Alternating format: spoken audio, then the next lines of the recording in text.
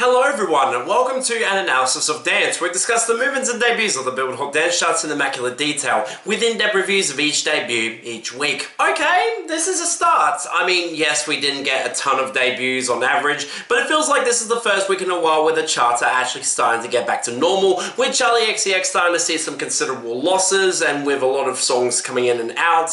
Yeah, this is actually alright. I mean, it's a shame the quality of some of these debuts wasn't particularly good this week, but otherwise, I'm actually looking forward to where things go, especially with potential impact from John Summit's album next week, which could shake things up a little bit. I guess I'll take it. Sadly, that won't apply to the #1 spot, which is still going to Miles on It by Marshmello and Kane Brown, where it's got huge momentum on streaming. Radio is still on board in a big way with this one. It's not going to go for a while now, and will probably last at #1 for the rest of the year. Just goddamn wonderful. I hope there's some competition coming along for this one. I mean, at least Illusion by Dua Lipa is having its own little run at #2, where even if streaming is still not strong, it did rebound yet again, and with radio continuing to go up at a slow pace, I expect this to probably stick around at this spot for a fair amount of time. It's doing pretty damn well, and a lot better than I expected considering where it debuted on the Hot 100. Sadly though, on the concept of radio, 360 by Charli XCX is at #3, where it's actually getting a push to pop radio, meaning that this actually has the chance of being an actual hit on the Hot 100 now, especially with the streaming being strong.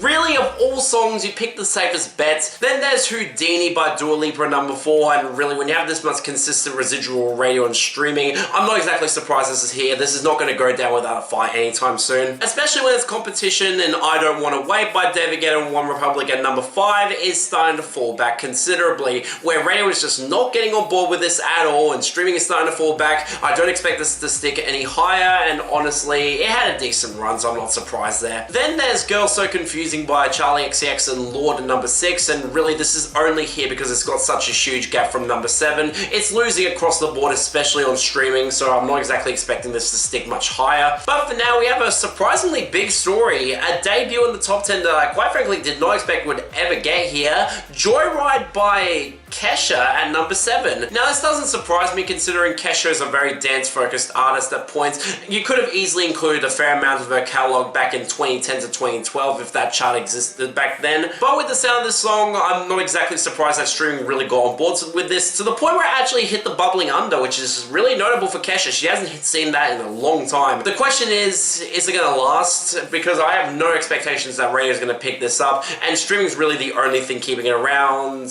Honestly, that's fine by me, but we'll get to that later on. But what's more interesting is that it actually didn't knock down Von Dutch by Charli XCX at #8, where it looks like the streaming is surprisingly still holding really strong with this one. This seems to be one of the ones that's getting pushed in the club setting a lot more from personal experience, and really, I cannot complain about that. It's one of the best songs on the album and one of her best tracks, period, so I'm absolutely okay with it sticking around. But what's more interesting is that Training Season by Dua Lipa fell past it to #9, and really when you only have streaming at this point and that's starting to fall back, this doesn't really surprise me all that much. It feels like a very big underwhelming single in comparison to the other two songs that are getting pushed from Radical Optimism. But then there's another song from Charli XCX that hit the top 10, and this one doesn't surprise me considering TikTok's on board with it. Apple at #10. Where now with this hitting the top 10, Charli XCX has 7 songs from this album hitting the top 10 on this chart, and really getting close to that record of the most amount of songs from a single album in the top 10, only being beaten out by, well, Drake, of course. I mean, I don't like the album, but fair enough to her team. They're getting a lot of songs to really stick around. I mean, I wish the album was better, but I definitely would not complain about Charli XCX getting some success. Good for her, at least, even if this song is not particularly good at all. But on the topic of lousy, we get to our falls and fall-offs, and man, I cannot complain about any of these fall-offs because a lot of them are really bad, with the big ones being Man in Finance G6 Trust Fund by Bill and Ted and Girl in Couch, thankfully underperforming, but lasting still way too long, and Islands Compa Passion by Frozy and Tomo, where this got cut off midway of its run because of Billboard's stupidity,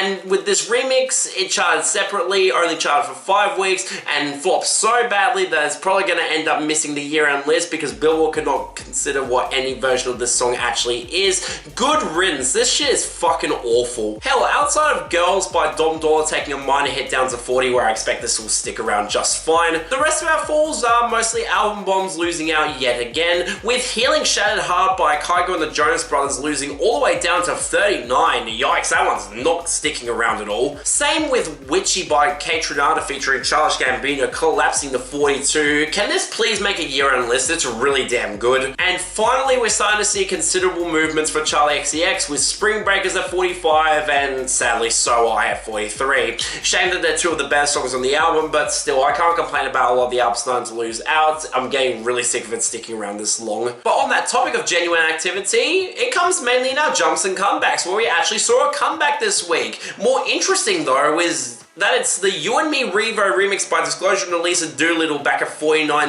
yet again. And really, with no external factors that I can see giving this a natural boost, this is sticking around far better than I think anyone expected. It's actually dangerously close to making the year-end list at this rate. And hell, a lot of our jumps are actually really promising too, outside of the Sound of Silence Sorrow remix by Disturbed continuing up to 30, where it looks like the boost behind Stumbling In is giving this a lot of momentum too. Shame it's way worse in that regard. But along with it, we had Move by Adam Port and Strive featuring Malachi continue to surge up to 14. This could actually hit the top 10 soon and I definitely wouldn't complain there. And yet another gain for Go Back by John Summit, Subfocus and Julia Church up to 22. And with the album's Impact coming next week, this could potentially get even higher and break back into the top 20, and I would absolutely not complain because I'm really genuinely surprised at how well this is doing. Then there's The Spark by Cabin Crew featuring Liz Doon Varna, Crew up to 33. And look, even if I don't like the song, it's at least admirable that a bunch of kids are actually getting some genuine momentum, and it looks like they're having fun with it too, so I can't be too bad that this is sticking around. But then we end with two legitimately excellent songs finally getting a bit of momentum, and I can't complain about either of these sticking around, with Never Ender by Justice and Tame Impala at 41 finally getting some actual momentum, where this is actually going to be very likely for the year-end list. That's great. And most pleasingly, She's Gone Dance On by Disclosure finally rebounded up to 35. And look, it might only be because of that remix that came out recently that gave it a little bit of a boost, but the numbers on that one aren't really in line with what you would expect from this huge amount of gains, so this might actually have some genuine staying power and momentum. I would not complain. It's an absolutely excellent song, and hearing it in the club setting,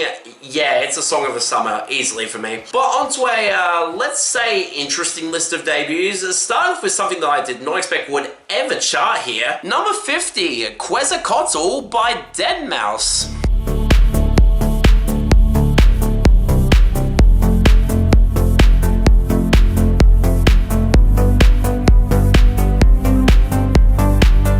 Songs I expected would cross over in the wake of Charli XCX starting to leave, this was not one that I expected at all, but cannot complain about it either. I mean, it's a 7-minute instrumental progressive house song from deadmau5 here. You'd never expect that to chart, let alone from a new upcoming EP with his collaboration with his own co-alias in Test Pilot, where it's more of a mix of techno and progressive house across the entire EP. This is the sort of thing you never see chart here, especially with the streaming numbers not being huge, but given it got a bit of a sales boost, it did actually make it here, at the very bottom at least, and oh my god, this is genuinely excellent. I mean, of course it's classic deadmau5 progressive house with those really gorgeous melodies playing off against a really analog sounding mix with some really great atmosphere that really does work well for me. Honestly, it reminds me a lot of the random album title era of deadmau5, which as many of you know is one of my favorite eras of him, and considering how clean this sounds, this would honestly be a mid-tier at worst song from the album. It's actually really impressive how good this sounds. I mean, it's just really damn likable, progresses at a smooth rate with nothing to really complain about.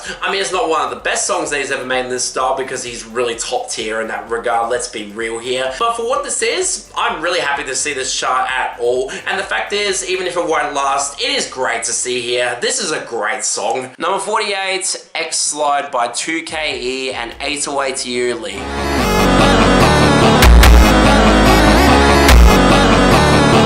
Whereas this I don't like at all, and quite frankly, I'm tired of these absolute novelty no-name artists charting week after week, especially when the quality is mostly really bad. Sleepwalker can only carry so much here. I mean, I know some people are genuinely tired when I talk about Brazilian funk in any sort of way, especially considering a lot of the artists involved in that particular label aren't Brazilian at all. But come on, when the sound of this reminds me a lot of the songs that are labeled as such, can you really blame me for using that terminology? I mean, you've got the crappy mixing where nothing sounds remotely good or mixed well at all, with the kicks in particular sounding really quiet, which makes no sense for Brazilian funk or any sort of funk song in general. You'd really think those would be the main elements that would stick out and annoy me the most, but nope, that's instead the synths that sound like they're from a shit post, where they really do not sound good over this song at all and ruin the vibe immensely for me. And when the song is mixed like absolute dog shit where it has no cohesion or reason to even be here, yeah, this is completely useless to me. I've heard so many songs like this and it sounds nothing all that unique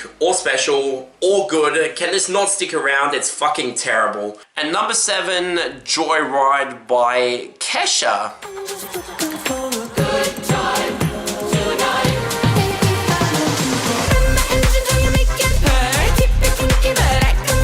Honestly, I'm not surprised that this finally happened at all, considering, like I said before, a lot of the songs in Kesha's peak era are really much in line with the sort of stuff that would have charted here, but nowadays, I'm not exactly surprised that it's taken a while for her to get back to this route, considering Gag Order really had her letting out all of her feelings about the industry and how much she was treated by a lot of people. I'm honestly so glad that she made an album like that, and really, it felt like a good bit of personal relief, I'd imagine, for her. So to see her go back to dance music doesn't surprise me, and with this particular song blowing up, I was hoping this would be good, and this is a miss for me. I'm sorry, I really wanted to like this one, but it just did not work for me at all. What I get from this is a mix of the punchy house that you heard on AAoD's last album, Diamonds and Dance Floors, combined with the obnoxious elements of Brat by Charli XCX, right down to Kesha using a spoken word style of vocal delivery that leans more in line with what Charli XCX does on those monotone rap vocals that she does in her own material, and man, for Kesha, it just does not work at all. I mean, she's got personality, she's got presence here, but this particular style of vocal does not work for her. I think she's better off when she's actually singing, not doing this, especially when you tackle on the Valley Girl inflection across the entire track, and man, that Valley Girl inflection really annoys me at the best of times,